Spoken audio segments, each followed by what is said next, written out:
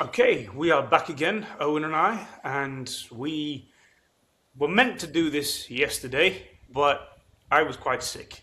So I postponed because, as Owen knows, I have the immune system Weak immune system. of a Victorian child.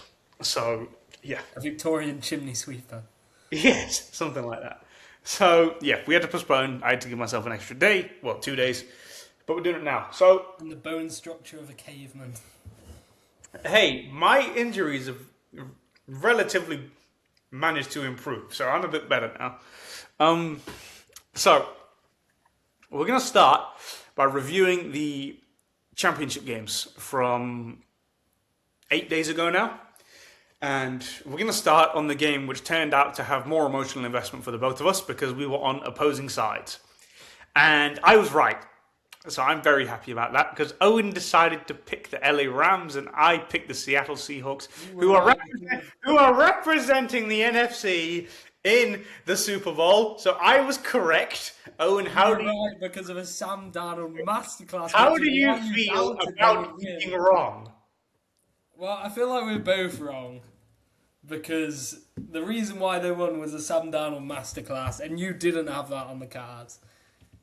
No one had it on the cards, but I had the Seahawks going through.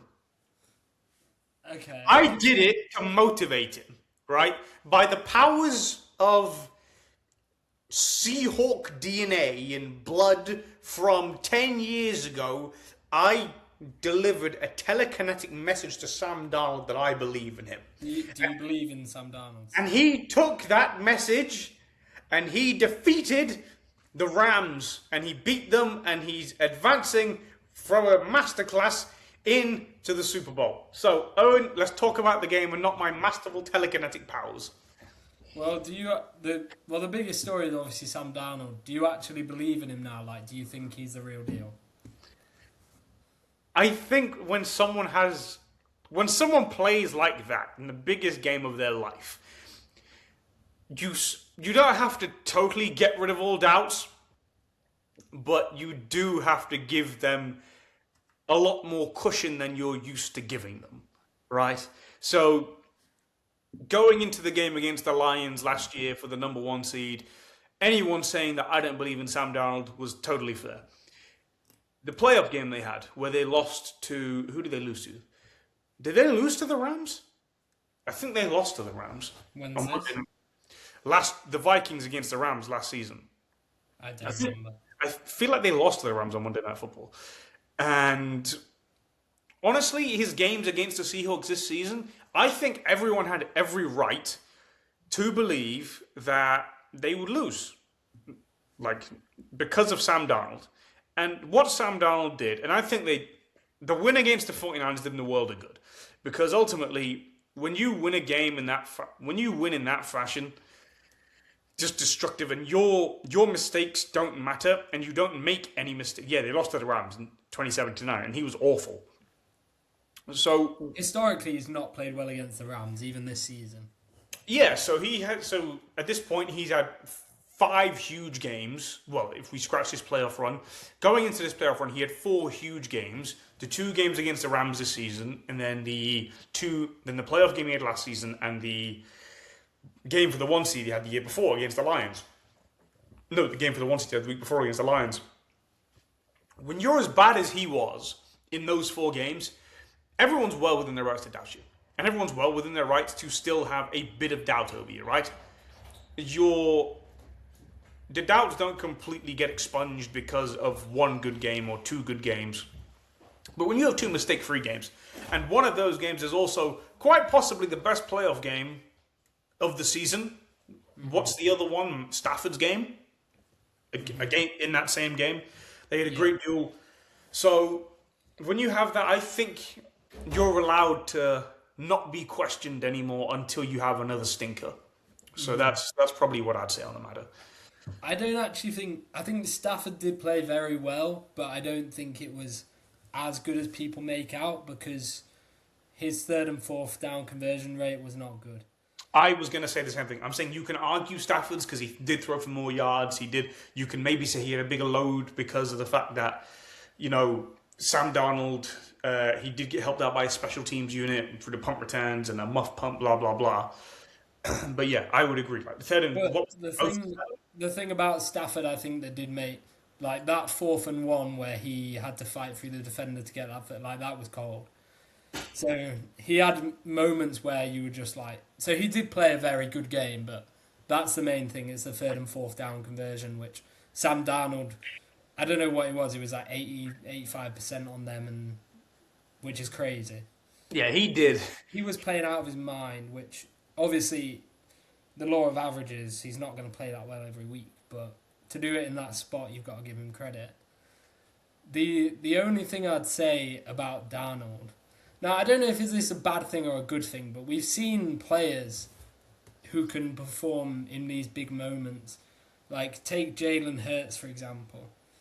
Jalen Hurts, he's played in the Super Bowl twice, played Mahomes, another great quarterback, both times, and like in both of those games he had, like you could argue that he had as good of or a better game than, definitely in the second Super Bowl had a better game than Mahomes.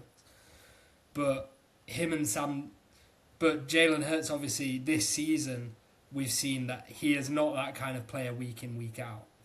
So I mean, the difference, I guess, with Sam Darnold is he has been winning for a long time now, but Jalen Hurts also has a history of winning, and like we know he's not that good of a quarterback. Do you know what I mean? I get that. I think I'm a little higher on Hurts than you are, but that's a different conversation. But I think Darnold's level over the last 2 years has legitimately been very good. Yeah. Like saying that, Hurts won a Super Bowl, and there's other people who've still had enough to win a Super Bowl. So. And he was very good in both Super Bowls. It's not like he didn't get carried. He didn't Trent Dilfer his way to a Super Bowl. No. Like he threw more than usual during the season, more than you'd expect in the biggest moment. Yeah, I think my thing with Darnold is that it's hard to remove that will always be part of the analysis with that game. Like going into Sunday, and we'll talk about it more on Saturday. That will play a part in both of our minds when it comes to picking whoever we pick to win the Super Bowl. But I think that picking them to win just because of Sam Darnold yips, picking the Patriots to win just because of Sam Darnold yips wouldn't be very fair. So, yeah. Do you trust Sam Darnold now? Because I've answered mine. I don't think you've answered that question. I think I do more so. Like I always thought he had an aura about him where I'm not going to compare him to like a Jared Goff, for example, because they're not that similar like physically. But when the Rams got to the Super Bowl with Jared Goff, I just never thought they were going to win. They had a great roster, but I just didn't think that Jared Goff was he's a competent quarterback, but I didn't think he had that in him. Whereas like Sam Darnold, for example, I think he showed more. He's more explosive than Goff. He's not just pedestrian. Like he can make like all of those touchdown throws. He was under high pressure, and it was in. Like we're not going to act like it was just the Patriots weren't getting to him, because those were all throws where he was either like fading away under pressure, or like that. The one-armed catch from JSN on the touchline. Yeah, that was ridiculous. And it was a no-look. Yeah, you sent me that. I didn't notice it in real time. It was a no-look pass. So when he's doing stuff like that in high-pressure moments, I think, actually, he is starting to convince me. I'm still torn about the Super Bowl pick, but we don't have to do that now. But I would say he's winning me over. And if he can do something like that again in the Super Bowl, then you've got to give him his credit, I think. Yeah, I mean, we'll talk about him. We'll talk about the actual game on Saturday. Do you think he'll play well? Which I think is separate from picking the game.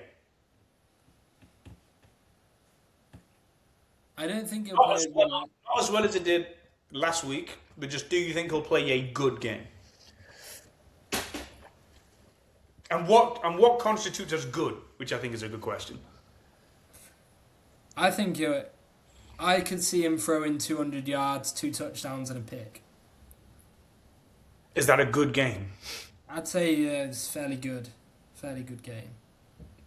And I think that might Well, we'll see, but depending on how I feel about the Patriots going into it, because I still haven't made up my mind, but that might be enough for them. So, like, if he can do that, then you can't, like, discredit him. Like, obviously, Seahawks is a better roster all round, but you've just got to do what you've got to do. So I think he does have it in him. Yeah, yeah, that's fair. We'll have to see. Where do the Rams go from here?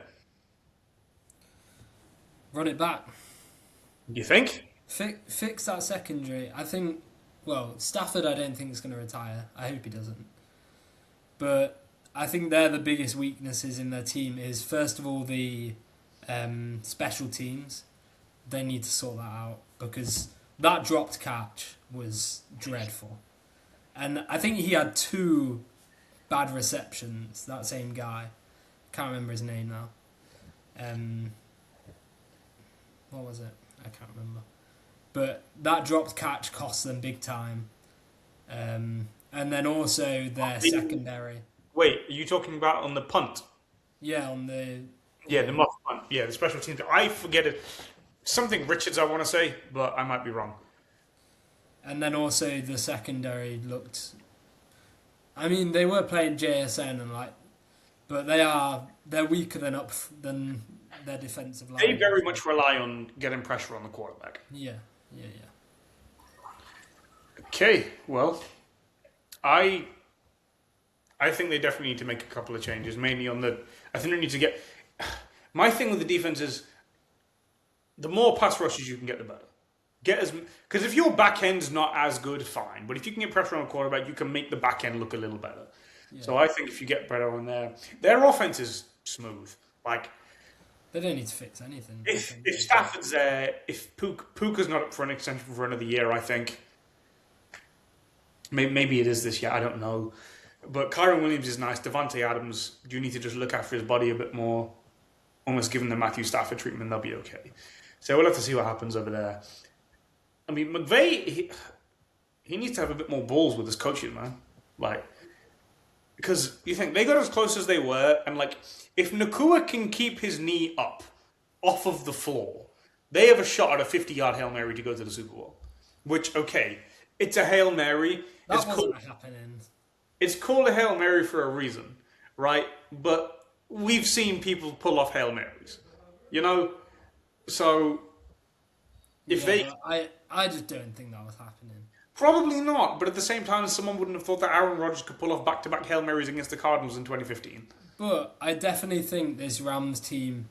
Like, you think about how good of a game Sam Darnold played with the muff punt, and they still... Do you mean Stafford? Huh? Do you mean Stafford? Or you say... I mean, like, with as well of a game as Sam Darnold played, the fact they were still within touching distance with their muff punt and bad special teams, they offensively they're fine, and defensively, I think their defensive line is strong enough. I think they could have, and maybe on another day would have won that game, but Sam Darnold just went crazy. And if Sam Darnold had a normal Sam Darnold game, I think the Rams win that game. Yeah, probably. That's the thing, like, he was the difference. Well, that's the thing, I guess, when if a player plays great, then there's only so much you can do. So, yeah. That is that. Right, moving on to the other AFC title game. We were both wrong. You were less wrong than I was. I had one score, and it was a 3-point game. So yeah, so you were there. I thought they'd blow them out. We disagreed, because I remember during this game, in the moment, messaging you and going, they should have taken those 3 points. And you were like, I disagree. Yeah, and you've come out on the... More people are agreeing with you than they are with me. But I'll be honest, 4th and 1, the Patriots can't move the ball. You have them in there. You don't think they're going to score from there. They didn't score from that ensuing drive. You think you can pick up a 4th and short. I think you go for it and go for another one, drive and get into the end zone. If you're up 2 touchdowns, you probably win that game. The thing is that I didn't even know the weather warnings. I didn't even know there was a blizzard coming. No, neither did I. And I wouldn't have picked you if I did. That might have affected how we felt about things. But I was coming from it purely, you have Jared Stidham, he scored a touchdown, he's playing well. It's still early on in the game. Build a lead and go 2 scores up. And, put pressure on Drake May, make some plays. But then the thing is, if you're a coach, whenever you plan a game, you should be looking at the weather. Like that, if you discount the weather in your game plan, then you're coming unprepared. So the fact, if Sean Payton didn't know that blizzard was coming, which I'm sure he did, then that's just poor preparation. I think you're cutting Sean Payton a bit of slack. Sean Payton likes to be the smartest guy in the room and wants to come up with some wizardy trick play. Ben Johnson is the new scale Sean Payton. Sean Payton is the original Ben Johnson, except he's got teeth. He does. Because he got suspended for a year for Bountygate. He got suspended for a year for actively trying to knock opposing quarterbacks out of the game. So, he has that bit of air about him that he wants to be seen as smarter than everyone else. So I think he wanted to have some wizardy play call, and ultimately he went with something that wasn't necessarily going to work. He went with a short pass play when he probably should have gone with I think he should have just gone with a run. Maybe just run a read option. Stidham could move a little bit. He was moving well in that first half. And maybe we end up on the opposite side of that. But how did you feel about... Oh no, carry on. We were both right. Stidham cost them the game. I don't know why he threw that ball away. I don't know why he didn't throw it away when he did the strip sack. Yeah, no, that's what I mean. But what he was doing, trying to make a throw, backpedaling like that, I have no idea. That wasn't even he just wasn't good enough. That was just he was being boneheaded, and that cost him the game, ultimately. Well, you're outside the tackle box. As long as you don't throw it behind you, you're not going to have a fumble. So just, toss it away and live to fight another down and punt the ball away. The Patriots can't move the ball on you. But yeah, the game ultimately came down to two moments, really. That strip sack, because the Patriots didn't score a touchdown from their own drive. Yeah. And the field goal, the missed fourth down. The missed 50-yarder. And when there's weather conditions like that, it's going to come down to those plays, and that happened before the weather started. So I honestly think Vrabel just said to Drake May, just don't turn it over. Yeah. And I saw something earlier that said Drake May is the only quarterback who's taken more than 5 sacks in every playoff game and made it to the Super Bowl. Well, I mean, Drake May doesn't help himself. He holds onto the ball a lot, looking to make the big play, and he runs around quite a bit, and he runs into sacks, and that was a problem last year. He's going to need to fix that. Because when he's getting paid 60 million, 70 million, they're not going to have enough money to give him weapons and a defense and an offensive line. Somewhere's going to have to suffer. And it's probably going to be his receivers. I think it should be anyway. To be fair, though, he has ran well all playoffs, and especially that game, His shoulder's hurt now, though. Yeah, true. But that's my thing with that game. I was just one coach came prepared. One coach was probably a bit arrogant and, like you said, did you see he fired the offensive coordinator who doesn't call plays? He's the play caller. He doesn't accountability. He doesn't just decide if they do or don't go for fourth down. He decides what the play call is on the fourth down. Yeah.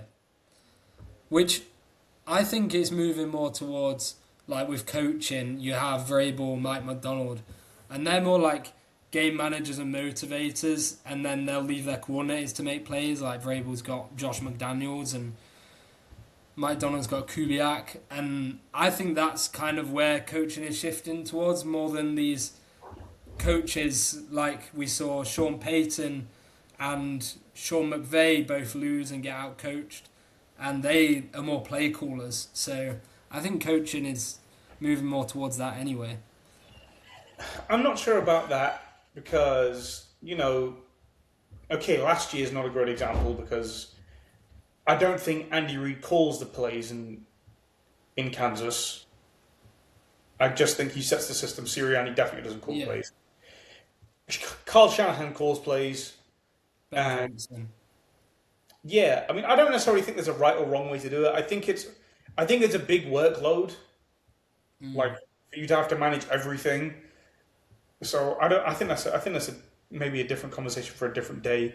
But yeah, it is definitely a big workload to have to cover the offensive, to cover the play calling load. So I mean, look, right, Dan Campbell. The Lions got a lot worse when he took over his play calling duties, even though he scored 50 in his first game. So probably it's a good shout. I just think it's something that we've seen this, especially in the championship games, which coaches lost. But yeah, we don't have to spend too long on that. It's just something I noticed. Yeah, that's interesting. Where do you think Denver goes from here? Because there's been a bit of a mess with the fallout. Nobody's calling a secret press conference. Well, not secret, but impromptu press conference. Yeah, and saying that Peyton shouldn't have revealed his information and things like that. Yeah, it just seems weird. Like, I think because they're going to have to make a decision about paying Bo Nix next year. Say what? Because they're probably going to have to make a decision about paying Bo Nix next year. Because at the end of year 3, normally these rookie contracts are 4 years. The first round pick gets an optional 5th year, which has to be activated after year 3. So if they get 13 wins again, which they could, then you have to make a decision about paying Bo Nix. But then what tax does Bo Nix make them pay? Because Sean Payton's got a big mouth on him. And at the same time, right, Sean Payton knows that Bo Nix isn't that good. So now all of a sudden, do you want to pay him $60 million a year? Probably not. Yeah, well, we'll have to see. But I think And they've also got to pay. he'll definitely be their quarterback. I think they'll definitely both stay next season. So we'll see. No, definitely. It's just like longer term going down the road, especially because the Chiefs are going to be back because they've got their offensive coordinator back. They're going to have more weapons coming through. They actually have a good draft position for the first time in God knows how long. And then the Raiders, they're going to be better. They've got Mendoza. We'll see how good he is. He's meant to be a good quarterback. And then, obviously, you've got the Chargers, who at this point, they just seem nailed on for 11 wins every season. So I thought Denver would finish rock bottom of the division this year. The other thing as well is Denver won a lot of very close games, which could have gone either way. There's that as well. It's not like Kansas did that a season ago and it worked for them, but then they kind of run out of black magic this year. And it's like, is the same thing. I could see the same thing happening with Denver next season. Yeah. Patriots, we'll have to see, because they've been another team. They've really rode their luck this season, haven't they? Well, not this season, but in the postseason. Because Chargers, they didn't play. Now, to a degree, you forced the bad quarterback play, but at the same time, that's some historically bad quarterback play they've managed to go against this postseason. Yeah.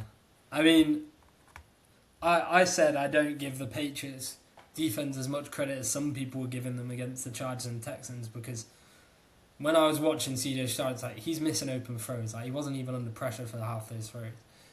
So, although I think the Patriots defense has been very good. I mean, they forced that turnover. Jared Stidham, don't know what he was doing. But, I don't think Drake May's been up to his usual standards, but he's got it done with his legs and he's made big plays when he needs to, like the booty catch against the Texans. And so I don't say he has a bad playoffs. I'd say he has like a B- or a C. I think he's got progressively worse. You think he's got worse? Progressively worse. So the Chargers game, I think, was his best. I think he wasn't. I think he was fine against the Texans, and I think he was average against the Broncos, considering the circumstances. I don't think he was as bad as everyone else is making out. I thought he used his legs well. He didn't turn the ball over. His focus was not turning the ball over. That was the game plan. I think he was. We have to consider the conditions, and like I said, Vrabel went in with more preparation than Peyton, in my opinion, and he was clearly telling him, because I watched back some of the tape, and there's one. He could have taken a shot when they were, I think it was like 4th and goal or 3rd and goal. No, it's 3rd and goal, I think. He could have taken a shot. And he had a wide open man. But he was playing very conservative, I think, because of the weather conditions, because of what his coach had told him to do. So I don't really discredit him too much for that game. And the Texans was like, I just kind of call that a wipe-off because CJ Stroud was so bad that they weren't under any real pressure. Yeah. So the only pressure moment I've seen him really play in this playoffs is against the Broncos, but then he wasn't actually asked to do that much with his arms anyway. Yeah, that makes sense. I think that's probably it. We're going to cover the Super Bowl on Saturday, so we will discuss that then, and it won't. That will definitely be a discussion that we have because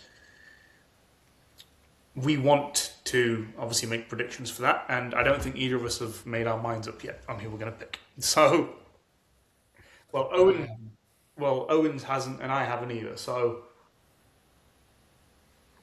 We will be thinking over the next 5 days. We're recording this on Tuesday evening. No, Monday evening. And we will be deciding on who we are going to pick for the game.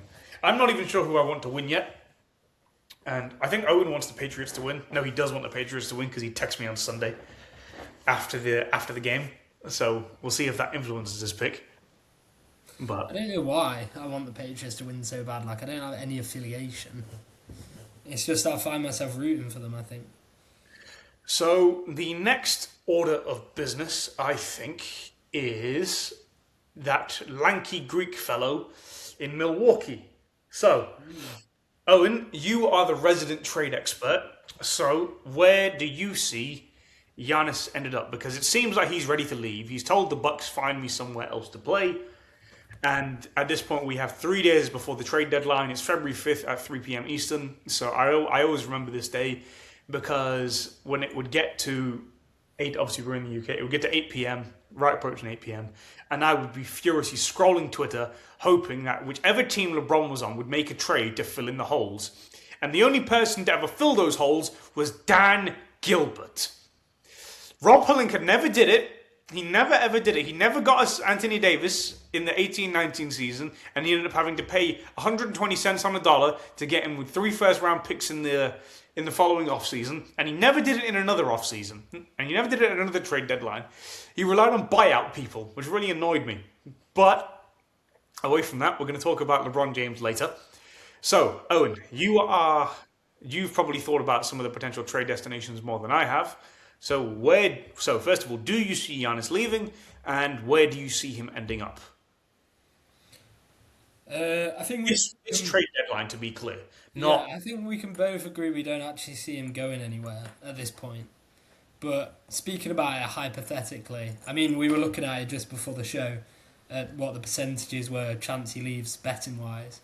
And I think at the moment, it was like the Warriors were like 15% roughly. The Heat were like 8% and the Knicks were like 4% chance. And then there was also the Bulls who have been thrown around this couple of days. Now, I don't know who the Bulls are going to move off to get him. Josh Giddey is their biggest contract at the moment. So I did look at the Bulls, but I don't... The thing is, Giannis has some power because obviously he has his contract extension next year. So no team is going to trade for him unless he tells them or they think that he's going to re-sign with them. So like... As in, wait, you say next year, do you mean that... So this is 25-26, so is 26-27 his last year as a locked-in player? Yeah, I think next season's his last year before his extension. Let's check. Giannis. You can double check that because I'm not 100%, but I'm pretty sure. Yeah, so after next season, he has a player option, and he can opt to leave if he wants to. So basically, unless he gets injured or plays like rubbish next season, he's going to be a free agent in 2027. Yeah.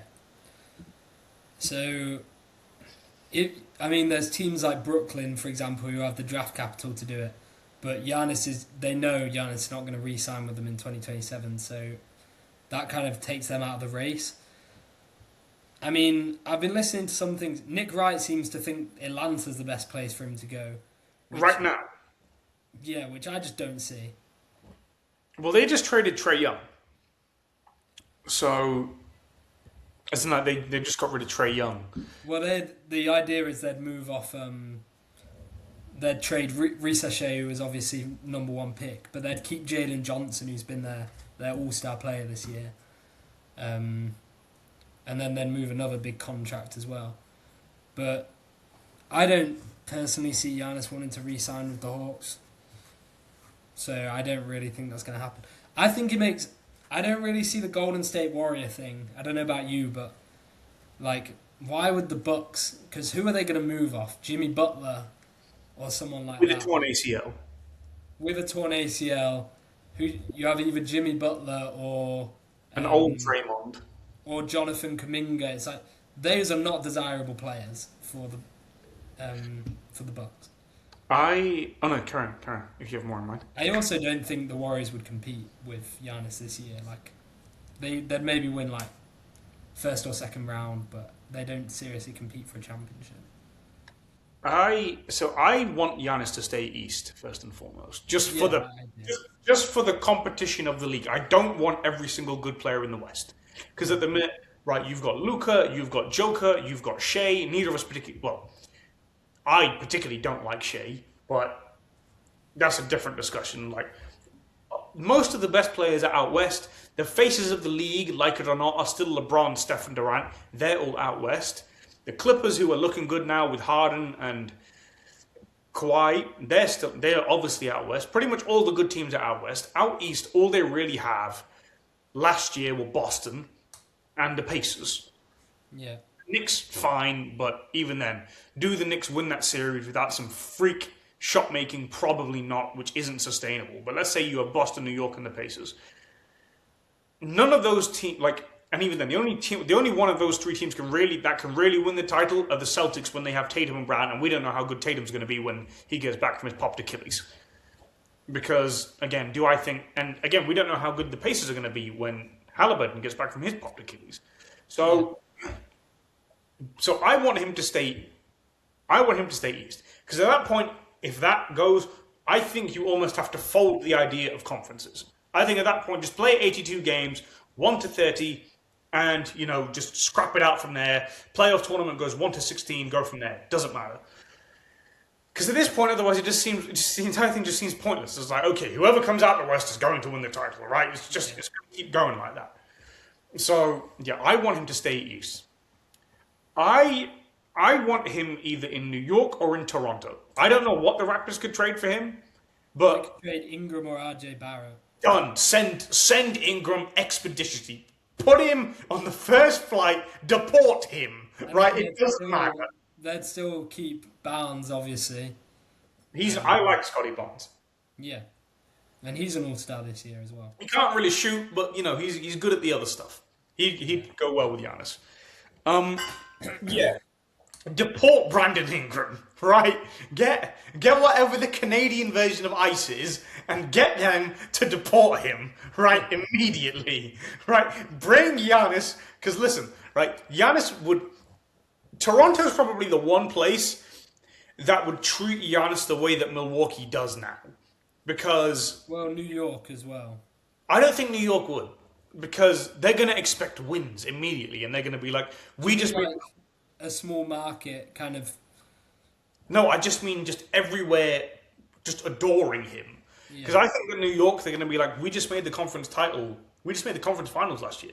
We almost made it without you. So why... And the thing about New York is it's appealing legacy-wise. If he can bring them a title, first one since the 70s. I just don't trust the Knicks. I just think they are still... I still view the Knicks... when we first started properly watching with James Dolan and when they were kicking Charles Oakley out the building and they were trading Carmelo Anthony for a bucket of breadcrumbs, basically, I still see them as that organization, even though they're not anymore. So, I like Toronto, right? They're a good established culture. They're pretty much always solid. They're always looking to do things. If they can get a deal for Giannis, I'd like him to go there. In terms of what wins him a title...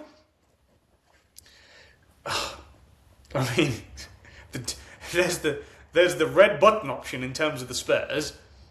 But would the Spurs trade for him? I know they have a bucket of draft picks, but would they break the corner? Because they look good in the title maybe this year. This is what I was going to get to. The teams who actually have the most assets that Milwaukee would want is the Spurs and OKC. They're the two teams who can offer Milwaukee the most, in my opinion. So what's better for the league? The Thunder winning the title and going back to back and not trading for Giannis, or the Spurs winning the title and Giannis going to the Thunder? Just hypothetically, let's say it's a binary choice between the two. What's better? I just don't want OKC to go back to back. I just don't like this team. I mean, neither do I, but let's just pretend they're going to go back to back. What is better for the sanctity of professional basketball? Giannis teaming up with Wemby, or Giannis teaming up with Shea and the Thunder? With whatever assets they have to let go to get hold of him. Oh, Giannis teaming up with Wemby, 100%. As in, that's good for the league. If those two share a court together, that everyone's going to be dialed in. Like, that is must watch. Like, those would be... That's your two most freakishly athletic guys in the whole league. That would be haram. That would be disgusting to watch offensively.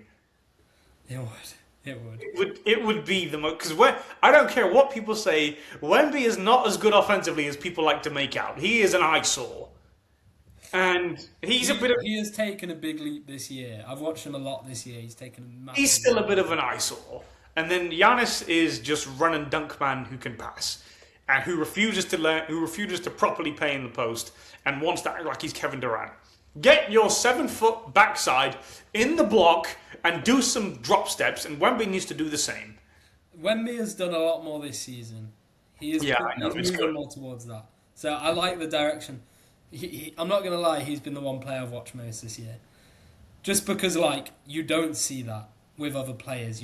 He's a weirdo. Don't get that anywhere else. Like he is a freak. Basketball athletes are they're the best athletes. Because you get people who are freakishly tall and long, and a lot of them are quite muscular, and they can move and contort their bodies the way they do. The thing is, though, Giannis and Wemby, I think they play well together, strangely. Wemby can shoot well enough to make it work. Well, they can both handle the ball as well. That's the thing. It would be weird. It would be like you say, an eyesore. But the Spurs, the only thing is, if I'm the Bucks, I mean, technically the Spurs could give up Harrison Barnes, Vassell, and a bunch of picks. But do you want that? As the Bucks, I don't want Barnes. Because you don't have your own pick for years. Because you traded them all away. Yeah, if I was the Bucks, I would demand... I would demand one of their top three guards, either Castle, De'Aaron Fox, or Dylan Harper. Get the young one. Get one of those boys. Leave De'Aaron Fox over there, because he's a bit older anyway. He's been in the league for ages now. And just get one of the younger boys in and let them build around with them. Try win some games with them. This is what we'd be looking at if he moved there. We'd have De'Aaron Fox and Castle in the backcourt, and then Champagny, Giannis, Wemby. That starting five, I think, wins the league. And the thing is, Giannis is probably one weakness as a defender is being that anchor point. He always needed someone to stand in the paint to block shots and be that rim protection. He just needed to be a wrecking ball. He was quite similar to AD in that sense, except AD was better as the natural anchor than Giannis was. But if you have Wemby as the natural anchor and you have Giannis just running around abusing people, yeah. They'd win games 32-6. Yeah. OKC is in. Well, the other one is Houston. OKC could offer a bunch of guys. They could move off. If you just move off Isaiah Joe, Hartenstein, and Jalen Williams, give them Jalen Williams as well, because they win without him anyway. And then you give them you have a bunch of picks stockpiled as OKC. Would the Bucks take Jalen Williams, though, as the centerpiece of the trade? Well, yeah. I mean... You think? Yeah. Especially with the picks that they could offer them. I don't think there's many other teams that can... You have Houston who can offer Şengün, but what other teams have a piece that you actually want straight away? Like, Jalen Williams, I mean, he is an all-star caliber player. He has won a title. I like Şengün, man. Şengün as well. You can build around Şengün if you get a bunch of draft picks. Houston makes more sense because Durant's aging. They can win now if they get Giannis. Exactly. So, And Giannis and Durant would be that would be a crazy. That would be insane. yeah. Ship off Van Vliet and Şengün, and then you get Giannis, and then you've still got Reed Shepherd, who's been a... And you've got Amen Thompson. Yeah, you'd have Shepherd, Amen Thompson, KD, Giannis, and Steven Adams when he comes back, when he's fit. I like Steven. He's a good player. There was one other I wanted to say. Who was it? There's Miami, but... Okay. There's one that I want to know about. What And do you it's going to lead into the next topic. Okay. Oh, gosh. Do the Cavs have anything? They can't trade for him. They can't. Do they have anything? No, I've tried it. They can't trade for him. Oh, They don't have the draft picks, and I've also tried just based on player salary, and no one who the Bucks would want to be moved fits with Giannis' salary. It wouldn't work. It would have to be some weird, stupid 3 or 4 team deal, which no one would help the Cavs to do. It's just not going to happen. No.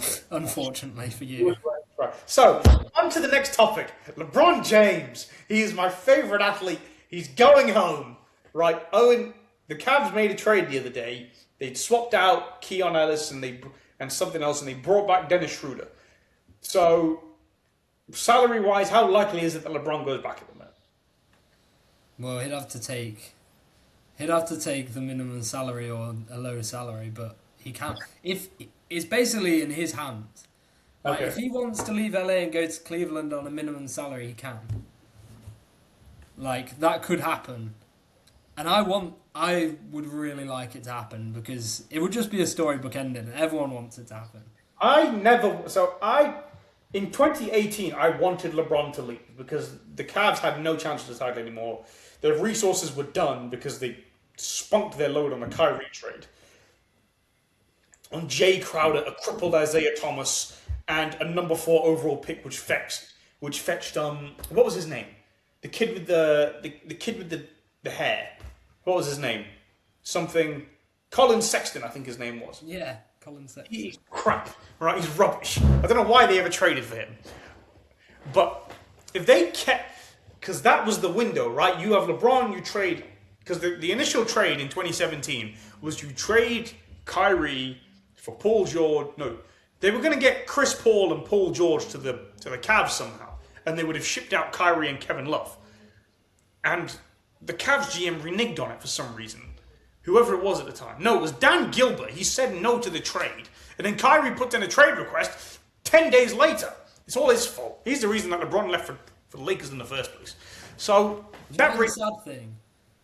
If LeBron was in Cleveland, they would have gone to the finals. Bar the Celtics year where they were crazy, they definitely would have went to the finals last year, and they definitely would have this year. Maybe. But I don't think LeBron can hold that load all the time anymore. But I guess maybe... No, but what I mean is if they have Donovan Mitchell, if they have... Like, if LeBron was on minimum salary and they have the roster they have now with Jarrett Allen, Evan Mobley, Mitchell and Garland who can ball handle, realistically, I think they beat any team out east. LeBron just made a mistake in going to the Lakers, man. I don't know.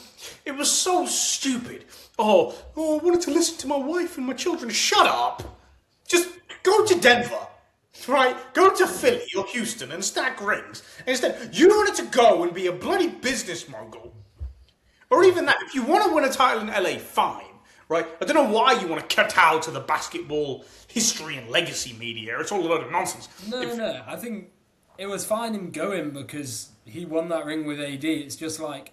No, but he could have won about another 3 more if he went somewhere else. But when he realised that AD wasn't all that, he should have forced out. He signed an extension in 2021. I don't know why. Or 22. Like, I have no clue why he signed those extensions. There was no need. There was no gun to his head. Genie Bus was not going to send out some defamation. That bohemian has tried to trade him 3 or 4 times now. LeBron's just dealt with bad coaching and just a support cast that can't get you anywhere in the West, considering how strong the West is. If he was out East, it would have been a different story. And like he just made a mistake going to the Lakers. We're already staying there. If LeBron is playing one of those top West teams in one series in the finals, he'd probably turn it up. But he knows full well, like you could just tell watching those Nuggets series, he knew full well in his head, I am not beating this team and then beating 2 other teams out West to get to the final. It's not happening. Like he knew that. Their one window was 23. The first year they got swept.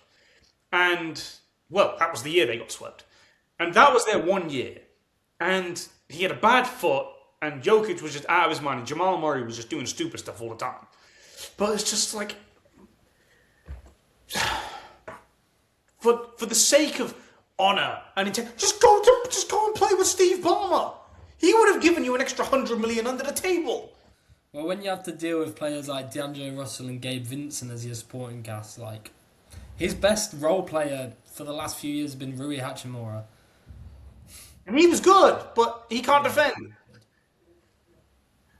So, you know what I mean? And they're not going anywhere this year either, unfortunately. Like, yeah, I mean, look, this year's a wash, right? They'll make the playoffs and they'll lose in the first round again. But I think he's done in LA. The Lakers don't want to extend him. I think LeBron's done with ownership. And you had the Genie Bus thing come out, like, and even just his body language and his response to interviews, he just looks done. Like when I watch him online. And talking to Genie Bus, what a bloody ingrate, right? No one wanted to go to LA for years, right? You had to get on your knees to get LaMarcus Aldridge to take a meeting, and then he chose to live in Texas. Oh wow, no. He chose. Comes and you get AD and Luka, like he rebuilt your franchise. Oh, he acts like he was a savior. Yeah, because he was. You're a brat who managed to fall out with your entire family because you're so incompetent. You're busy out here. Apparently, you're sleeping with Phil Jackson when he's a coach. Like, apparently, and then there was an internet rumor that she was sleeping with Kyle Kuzma. Like, I don't know. I think that was nonsense, to be clear. But I'm pretty sure she was with Phil Jackson at some point in time. She doesn't know what she's doing. She's an incompetent asswipe. Be like the Colts owner. That woman, she's a smart one. She's trying to learn about the game. The problem with basketball is it's too accessible. You get meatheads who think they can analyze the game. And say, oh no, I can make decisions. Shut up. You hire Rob Pelinka as your GM, who no one wants to take his bloody phone calls because he was such an ass when he was Kobe's agent. I don't know how Luka fell in the Lakers' lap. Like, they're such a poorly managed team in my opinion. The Lakers are run by... Okay.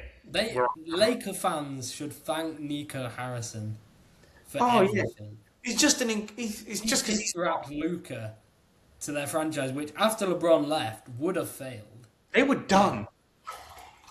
And I'll be honest, I like Luka. I hope they fail. I don't care. Yeah. Right? I want them to suffer because they think they're royalty. No. They have Dr. Buss, who managed to swindle Shaq and Kobe after he managed to swindle... Actually, no, I think Magic... So he managed to get Magic and made them into Showtime, and then he manages to swindle Shaq and Kobe. And then that's it. He dies, and then they're just rubbish again. And then you got Genie and the rest of the gaggle of morons. But... And they're rubbish again, right? I can't wait for LeBron to leave. He spent 8 years... He wasted his final 8 years here. He should play... He should go home. I honestly... The only thing I can see standing in the... Because we all know the kind of character LeBron is and the kind of... How he buys into media hype. Which, fair enough. Like, he has the greatest story of any... He is a narcissist. Sports player ever. He is a narcissist. We all know it. He is a narcissist and we love it. But the only thing is there that pride where he's not going to take a pay cut to go and play with the Cavs? Because this year, when he's in interviews, he looks checked out of, like, basketball talk. Like, he doesn't care that much about status anymore. I feel like he just... That's the only thing. Like, will he actually take a pay cut for the good of the game, for the good of his story? I don't know. Let's see. Can he go back to the Cavs? Because the Cavs are happy to do it. Well, if you have LeBron James knocking on your door saying he'll play for minimum wage, obviously you're going to take it. Okay, so it looks like I think you're right. It does seem like they're going to have to be on it would have to be on a significant pay cut, which is a shame, but it would have to be a sign and trade. If it's just 1 year, I don't see why. I think he's going to play 2 though, because he gets to year 24. He's going to want to play a year 25 because no one's ever going to play 25 years again. Who's done 24? No one. No one's ever done year 23. But I'm saying quarter of a century is insane. Yeah, that's crazy. Well, yeah, sure, but at this point, even if he just goes back to the Cavs one season, the East is broke. You're going to get to the playoffs. With that roster, it is a decent, well-rounded roster. You have ball handlers who can take the load off you. You have big men. And you can come in and make a run. You're definitely going to the playoffs. And you might as well just... I don't care. Low effort for the whole of the season and then just go all out in the playoffs and try and win something. Even get into the finals would be amazing. Just go home, LeBron. Like, just go home. And everyone wants to see him in a Cleveland jersey to play his last game. That's just what everybody wants, and they can't. I never wanted him. Even in 2017, I didn't want him to leave. Like, even after they got smoked by the Warriors, I thought, okay, if you can somehow wrangle away to get another elite player there to compete with the Steph KD Warriors, that would have been fun. But no! Dan Gilbert decided to bloody trade for a crippled Isaiah Thomas. Mm-hmm. Screw Dan Gilbert. Except he likes LeBron now, so it's fine. Anyway, we'll move on. We will talk about more familiar topics. Football. Owen. Arne Slot. He won 4-1. What do you want to do with him? Oh, you know, that was the one game I've watched. I've watched every Liverpool game this year. That was the one game which was actually exciting to watch. It's your... Oh, I was going to say, if you missed it, it's your fault that they're crap, though. The what? I was going to say, if you missed the game, then it's your fault they're crap. No, I watched it. But the thing is, I didn't go to the pub this time. I watched it on TNT on my phone, on Discovery. So... It is your fault. It's the pub's fault. Pub's cursed. Anyway... I will verify this when I next come out to Spain. I'm more want to talk about Ekitike because that was the standout. I mean... He's ridiculous, isn't he? He's so good. He's so good. So it's funny because obviously he played a year in Paris. Yeah. And when he was there when Mbappe, Neymar and Messi were there. They signed him because Mbappe wanted an extra striker. And they couldn't get hold of Lewandowski. Mbappe wanted rid of Neymar to bring in Lewandowski. So Mbappe, because he didn't trust Neymar's body anymore, they couldn't get rid of Neymar. He refused to leave. So, but Ekitike came in and I thought, oh, this kid's skinny. He's not wowing me, but, you know, he's clearly a smart enough player. And he goes away to Germany for 2 years, and it's like, bloody hell, he's good. From when he's moved to Liverpool, he has wowed me from day one. Just like, there's something different about him. It's the aura. And then, all he needs, there's not many players, you know, where all they need is one touch. And they're creating chances by themselves. Like, he's not even being fed these chances because this Liverpool system has been crooked all year. Like, he's creating these for himself. Midweek in the Champions League, all Van Dijk does is put a ball up to him. He's got a defender on him. With a couple of touches, he gets around two defenders, he's in one-on-one. And then those two strikes against Newcastle, the first one Wirtz created, but it was still a reaction finish. But that second one, where just one touch around the defender... I mean, I don't know why Chow was so kept his distance away, but he probably didn't expect something so outrageous as the outside of the foot.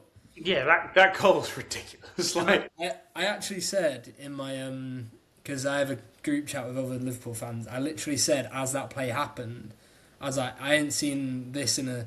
Well, I completely forgot about Suarez, because obviously he was sick. But I said, I haven't seen this kind of thing in a Liverpool shirt since Torres. And then I say that, and then you have Gerrard and everyone hyping him after the game. Suarez was in a different way, wasn't it? Yeah, well, yeah. Suarez wasn't a normal striker. Yeah. But just the way that Ekitike finishes, it is Torres-esque, and it does remind me of him. Yeah, Ekitike plays like a striker. Yeah, and I said that, and literally Gerrard, all the pundits start saying he plays like Fernando Torres after the game, and I'm like, I literally said it. It's crazy because obviously Torres couldn't dribble, and Torres couldn't really play with his back to goal. Like Torres was very much a half turn. I'm going to get on your shoulder. I'm going to knock it past you, and I'm faster than you. I'm stronger than you. I'm a bit of a bully, and I'm going to strike through the back of the ball. Ekitike's got pillow feet, and he's stronger than you, and he's got nice. He can play with his back to the goal, and he can harass defenders. That boy is silly. The thing is, he can start like 30 yards, 40 yards from goal, and he's so long as well. You know when you watch like Giannis play basketball, and he takes like 3 steps from the half court and he's dunking the ball. Like, it's kind of that effect. Like, Ekitike is so long, where he can be 40 yards away from the goal, and he's so quick and he's got such pillow feet, like, so good on the ball, that he can, with like 3 or 4 touches, he can be in one-on-one. So, I think Salah's going to be gone in the summer. Yeah. So, how do you play? How do you want to function Ekitike and Isak when they get together? Because they have to play together. The thing is, this is the thing people are saying, where like, no, you have to play them together. They cost 200 million and the other one cost 80. You have to play them together. Oh, you're agreeing. I thought you were saying that like... No. I'm agreeing with you. I was like, it cost 280 million. Remember when you came out to Spain to visit me and I was telling you we need to play the diamond? It was early. You couldn't bench Salah yet. But I'm standing on that. They need to play the diamond. Bring back Brendan Rodgers' system. No, honestly. You had Suarez and Sturridge.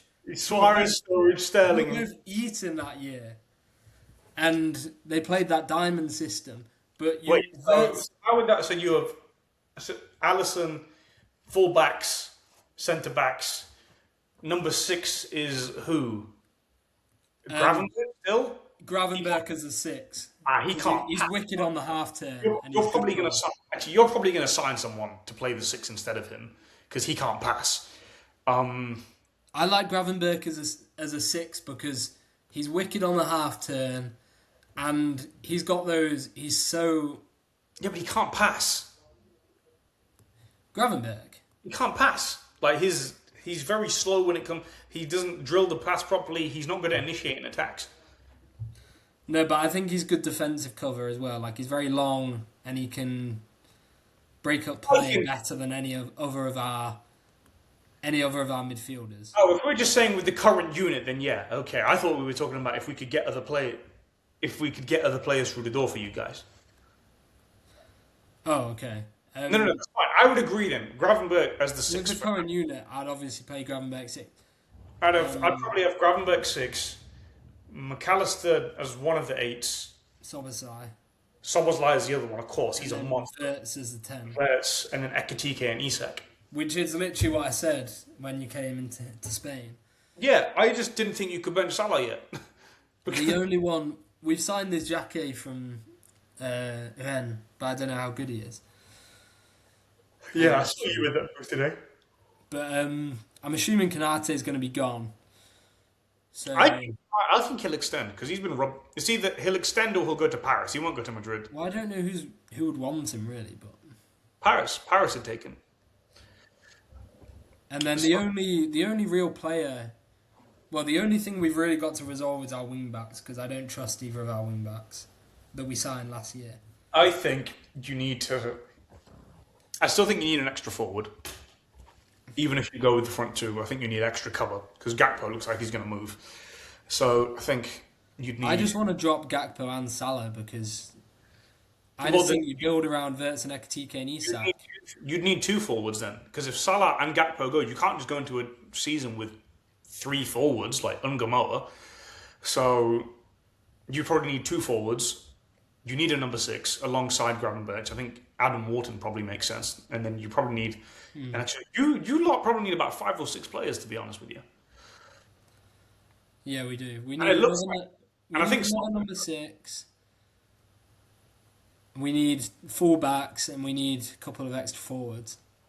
And I think Slot's going to go. I think you're going to get Alonso in. I think that seems pretty nailed. That seems as nailed on as when United got rid of Van Gaal and brought in Mourinho in 2016. Like I think that's so I nailed don't on. think they're gonna fire Slot. At the end of the season, I think they will. Alonso is too obvious. I don't think they're going to. Alonso is right there. He's a Liverpool, not legend, but everyone likes Alonso in Liverpool. Slot is. He keeps picking fights with the fans. You know, he keeps beefing, saying that your history's rubbish. He doesn't act like a man who's wanting to save his job. The thing is, I'm not getting carried away with the weekend. I loved watching the team on the weekend, but both teams were playing transition football. That doesn't happen every week in the Premier League. I need to see him break down a proper low block before I can actually... And he hasn't done that all year. He hasn't found one solution for the low block all year. So before I see him actually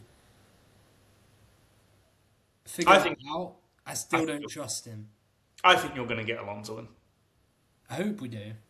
Because the reason I compare it to when United sacked Van Gaal for Mourinho is Mourinho sacked, United have Van Gaal, he's under huge pressure the rest of the season basically, and he got sacked when Van Gaal's job was at the peak of its pressure because we just lost to Stoke and Norwich, and he had a game against Chelsea to save his job basically. If he lost to Chelsea with Gus Hiddink, then he would have been sacked, and United would have hired Mourinho before the new year. So that's the way I sort of see this. Slot sort of saved his job for the time being. Otherwise, I think we would have hired Alonso like yesterday. Like, not literally, but metaphorically. Yeah. I think right now you're already in conversations with him. Alonso will take the next 6 months off, planning, seeing who he wants to get in for Liverpool, and then you'll get rid of Slot before June, and then you'll bring in Alonso before mid-June, and then off you pop. Xavi's got his team, so that's how I think it'll go. If Slot can get top four and win a couple games in the Champions League knockouts, then he'll stay. I don't think your team trusts him. And the reason I say that is because his first window he gets no transfers. He gets Chiesa, that's it. Yeah. He didn't trust him with money at all. And it's not that money wasn't there, because the year before you were willing to spend 100 million on Caicedo, and you also just spent 30 million on McAllister, and you spent money on other players. The year after, you spent 200 million on strikers, Ekitike and Isak, and then you spent another 100 million on Wirtz. I think they're making these signings irrespective of him, because I think they sort of saw him as a bridge manager between Klopp and whoever's next. So I don't think they necessarily trust him, and I think their trigger with him is going to be a lot quicker. So we'll have to see on that. Would you want Alonso out of interest? Because I keep thrusting him upon you. I don't even know if you'd want him. No, I do want Alonso. I want Alonso more than Slot. Slot, from watching... I think last season I did give Slot credit for making small adjustments. And to be fair, but he had a squad built to win, and the league was rubbish last year. This year, the league is still rubbish, but the lower sides have been more competitive, and he hasn't been able to break down any team. Like, that was our best performance of the season yesterday, and that's because Newcastle were trying to bring the game to us. So we're more like...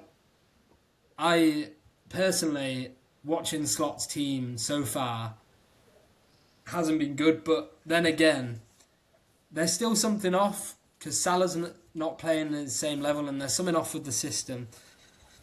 But Wirtz and Ekitike are coming along now, so I think Slot, they'll give him a grace period because he won the league last year. I don't think Alonso will come in. I think they'll keep him, but I do want Alonso. So that's all I Okay, have to say about that, really. so I will give you the last word on that, and I believe that we only have one topic left, United. and it is Mickey Carrick. So Give me a shot, I lad. haven't really watched, I think I watched one full game, but I haven't watched loads of, so you can probably spoil Look, some. I don't care, right? United have been rubbish and not fun since Solskjaer left. The last time United were regularly fun was the last time United were regularly fun was I don't know, 1920 during COVID. So 2021 they were drab and dull. You said 21 1920. yes, COVID when we were in school. Oh, I thought you were saying 1920, like the year 1920, Oh no. not the season. 2019-2020 season. We were in school, COVID. So, look, so 2021, it was a bit drab for the most part. There was some Take fun. what you can get. Huh? You take what you can get with United. 21-22, right? There were a few fun bits and pieces with Ronaldo. 22-23 was boring. They finished third. They won a trophy. They got to another cup final. It was boring. Football, excuse me. The football was not fun at all. Everyone was acting like it was, but they weren't. Really, it was just Rashford doing stupid stuff on a week-to-week basis, and that was it. And then 23-24, it was horrible. They finished 8th, and they won an FA Cup. Last season was disgusting. This season was terrible. They have not been consistently fun since the lockdown period. I don't care anymore. Just make it fun again. If Carrick gets top 4, I don't care. Give him the job. Will they win a title? Probably not. I don't really care. I'll be The honest. thing is, at this point, just give him the job because what harm can it do? Like, it's not like you have a reputation. We finished 15th last year. That's what I mean. So, and he's a young coach, but he could be really, really good. Like, I think he had one interim period the other season where he also did quite good.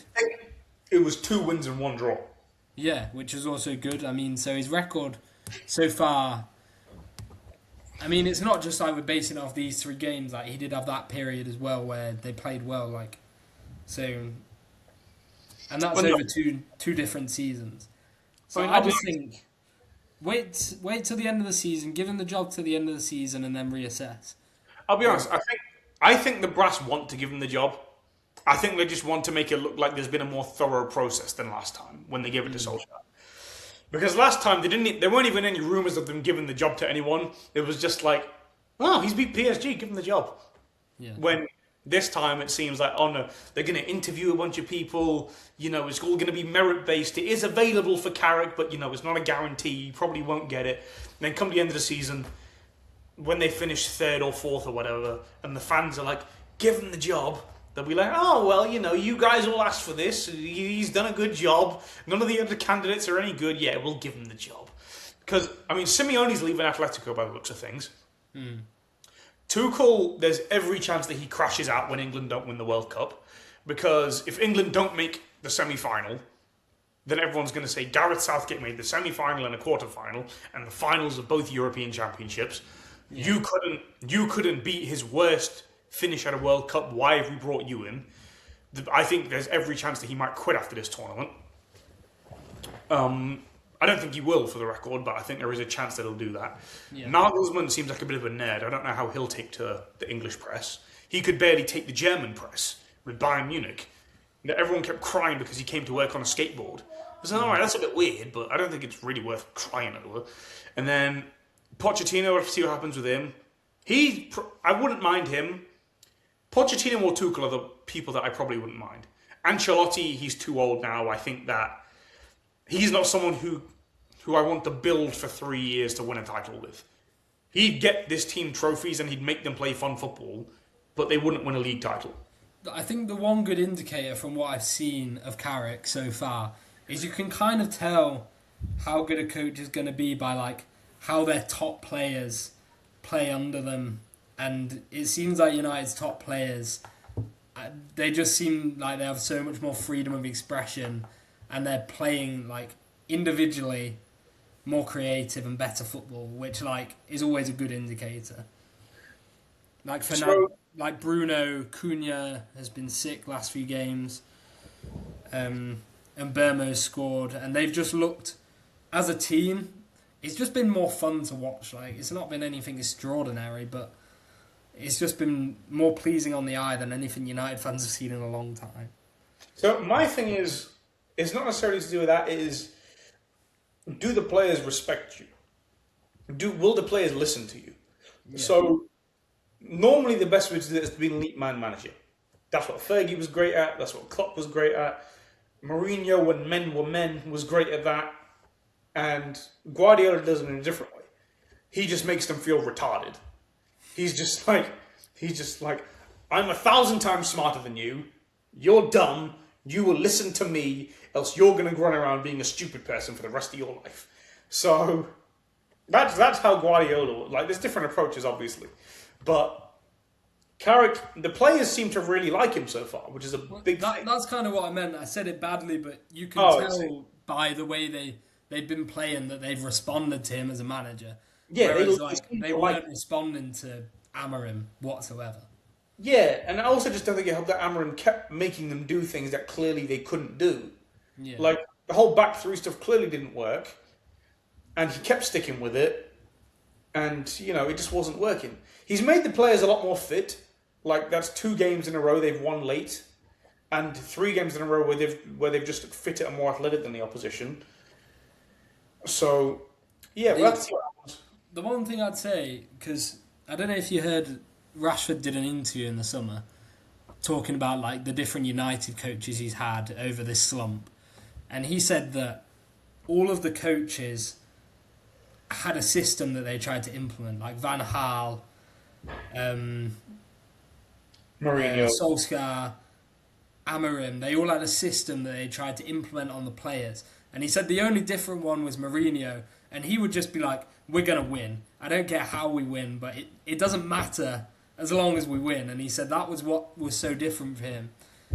And I think with Amorim, we've probably seen that where he's imposed his system on players who clearly would be better in any other position, with any other free... Like, even the simple...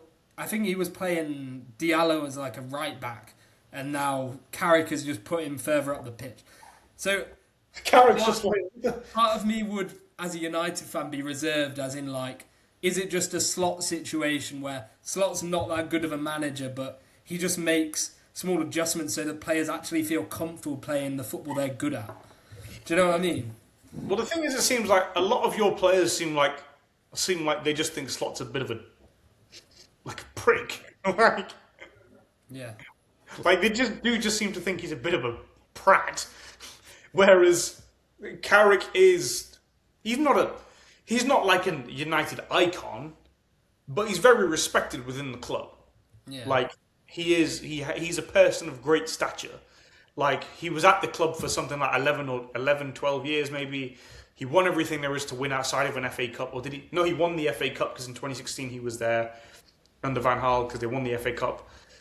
So, he won everything there was to win. And, well, I'm sure he won everything there was to win. And he was an integral part of all of those teams as well, right? Like, he was a starter in pretty much all of those teams. He scored a penalty in the Champions League final. He was a starter in that. He was a starter in pretty much every important United team. Yeah. So, like, he's a person of stature. He's only 44. He's not so... Yeah, he was there until Mourinho's last season as well, actually.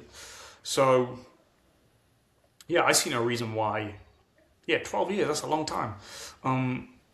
Yeah, he's a very good... He's a good servant of the club, and I think that he's not someone like Slot, who's just seen as Homer Simpson. Like, the players can't relate to him because they never played with him or played against him, and no one really remembers his name. So... And Dutch people in general, they're just a bit like... They just seem like assholes. Like, they just don't seem very nice. Like, Going after the whole Dutch people. well, look, they're very direct and, they're very blunt. And football players are all basically 15-year-olds now. They've never been told the word no in their life. Like, woman, yes. Dad drive me somewhere, yes. Car, yes. Bike, yes. Steak, yeah. Like, they get anything they want. So, like, having someone tell them no is a bit of a shock to them, isn't it? So, we'll see. I put it this way: if Carrick gets top 4, just give him the job. I don't care. I want to see something fun for once. I've been miserable. I've stopped watching football regularly because of these charlatans in charge. So, if Carrick can do a good job, if Carrick just is semi-competent, give him the job. The thing is, you might not believe this, but I actually want United to be good again. But that would be funny for you. Or is it just because it would get me to talk football with you again? No, I just think they're such a big club. It's just better for football that United play well. No, you lot should suffer if United are good. Everyone wants the good teams to play well. It's like if Real Madrid or Barcelona just didn't compete in the Champions League, it would just be but it's funny, isn't it? Like, from the outside looking in, it is pretty funny. Oh, I've enjoyed it, but I've enjoyed it for far too long now. That I'm just like, I want you guys to be good again, so you can actually, like, it's just better for football in general. No, United are insane aura merchants. Like, their stature is crazy, which is nuts because only 3 Champions Leagues. The entire thing is just built off of rising in the social media era. Yeah. So, yeah, it's pretty crazy because, like, Giggs, Beckham, Scholes, Cantona, you have all those, and you transition into Rooney, Ronaldo, Van Nistelrooy, Van Persie. So, yeah. Like, but it was like when Liverpool had their down years all up until, like, when we got Klopp. Yeah, but you lot were rubbish for so long, no one even cared. Well, but that's what he's getting to with United. People will always care about United because at least Liverpool had won the Champions League this century. Do you know what I mean? Yeah. There was that. So they were still relevant with Gerrard and Torres and then Suarez. Like, they were still relevant. United have been irrelevant for so long, it's just getting boring now. It's been 12 years since they've not even mounted a proper title charge. I had to suffer, so you have to too. The closest me and Owen got to having a team simultaneously be good at the same time was our last year in school. And even that folded because both of our teams ended up crap at the end of the year because we finished second by like 12 points and they finished third. So it didn't even work out in the end. Which sport are you on? Football. When City won the league, when Virgil popped his knee open. Oh, right. Okay. Yeah, Owen and I have never had a season where our teams were competing for the title because, again, I don't have a team in the NFL. Neither does Owen, really. Not really. We just enjoy the sport. We just literally just find each other rooting for someone during the game. Yeah, the NBA, LeBron and the Celtics have never gone against each other in the finals. The closest we had to it was the 2018 conference finals, but I was just blind. We went 3-0 up, and you said, "Oh, let's do a bet. You're going to lose in 7." 3-2. Was it 3-2? Yeah, so you were 2-0 up, it. And then it got to 2-2, and then you won 3-2 because LeBron was exhausted, and you thought LeBron's done. There's no way he can win this game. There's no way he's going to be able to win Game 6 and 7. So we bet just like friendly fire, and my LeBron belief at this point was ridiculous. I thought that the only team that could beat him was the KD Steph Warriors. I thought him losing to anyone else was just unfathomable to me. So when Owen said to me that they were going to win Game 6, I was like, absolutely not. And he was like, I'll bet you. And Owen didn't bet at this point. Like, he would never say to me, I'll bet you. It was always me trying to wrangle him in with some nonsense. And he'd win. He could have actually won most of them because a lot of the time I was just doing irrational stuff. I was the guy at the table who would just smack down the cards for no good reason. Do you remember we used to bet chicken burgers? And, like, if someone's team lost, we had to buy each other a chicken burger from the canteen or whatever. Yeah, I'd get some free food out of Owen every now and then, but most of the time Owen would end up winning. Yeah. So I just had to steal them because those are the things that I stole I'm not a thief in store, but I stole from school because they charged inordinate prices. But yeah, so they charged £1 for a pizza slice. And it wasn't even good pizza. The inflation was unreal. The chicken burger went from £1.70 to £3.20 in the 5 years we were at high school. Jesus Christ, that's insane. I mean, I stopped after like year 9. No, after like year 11. I think it was actually in a couple of years it went up that much. COVID, man. Ruined everything. But yeah, so I won that one basically, and we had half term, so Owen was lucky he escaped me. And by the time that we came back to school, I was crashing out because J.R. Smith forgot the score. You wouldn't have won the game anyway. I was so angry because I'd stayed up the entire night. Normally, I would take a little nap about 10 o'clock. I would get up at 1 o'clock in the morning, then I'd watch the game. I'd stayed up. The sad thing about that, you would not have won the series, but he ruined an all-time LeBron game. I was already upset because James Harden ruined it. Because I was convinced, right, rightly or wrongly, with context probably wrongly, with hindsight probably wrongly, that if the Cavs had played the Rockets, James Harden would have folded like a picnic blanket and the Cavs won that title, right? Yeah.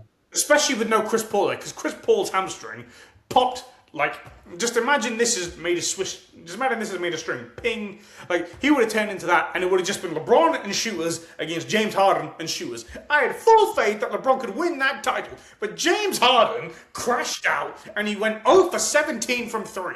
The Rockets decided to shoot 33s in a row, and they missed all of them. And so I was stuck with knowing that they were going to get beaten. I honestly thought sweep. So when LeBron puts up 51, I'm like, oh yeah, great. But you know what was at the Oracle as well.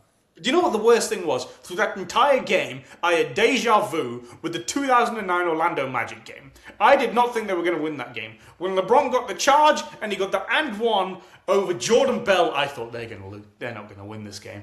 They're going to lose this game. And then George Hill is at the free throw line, and I think, okay, yeah, we're good, right? He's gonna hit the free throws. He misses the second. I celebrate because JL did really well. I'm screaming, call timeout. He doesn't call timeout. And then we go to overtime and they get stomped. Yeah. Not good. Sorry, man, I'm getting a call. Nah, it's fine. I think we're done anyway, to be honest. This was just me crashing out. We'll have to finish there. I'm going to end it because I've been called a couple times now. It's my Womp. brother. Womp womp. Right, well, let's wrap it up there. We'll be back on Saturday. And yeah, we'll make Super Bowl picks then. We'll talk to you then. Bye-bye.